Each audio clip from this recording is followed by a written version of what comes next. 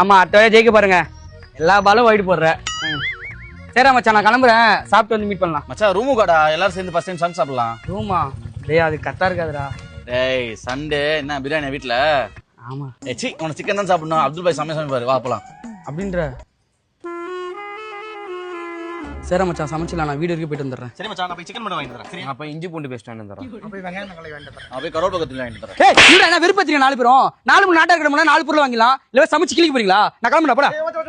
ஒரு டெக்னிக்கல் இருந்தா எல்லாம் இந்த முட்டை பாய். சி பண்ணாதடா. மச்சான் நீ ஒண்ணும் வரி பண்ணாத. நீ வீட்டுக்கு போய்ட்டு வா, நான் எல்லாம் பாத்துக்கறேன். ஏய் வாங்கடா நாட்டா கடைக்கு. என்ன மட்டும் ஈஸியா திட்டி போடுங்கடா. A few minutes later. இங்க வா வந்து பாய் சமையல் பாரு. இந்தாங்க சாப்பிட்டு பாருங்க. நல்லா கோயில்ல தேங்காய் பொறிக்க மாதிரி பண்றீங்க. அப்ப எதுக்கு நான் இருக்கிறேன்? கான்ட்ரிபியூஷன் பார்ப்போம். டேனி 100 சாப்பிடுங்க. விக்ரம் 50 ரூபா.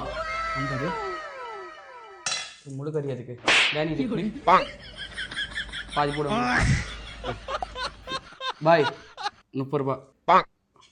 வெறும் கோலம் மட்டும் ஊற்றி நக்கிருப்போம். நீ எல்லாம் ரொம்ப ராம் காசு போடலையா? தண்ணி ஊற்றி சாப்பிட்றா. 30 ரூபா கொடுத்துருக்கேன்.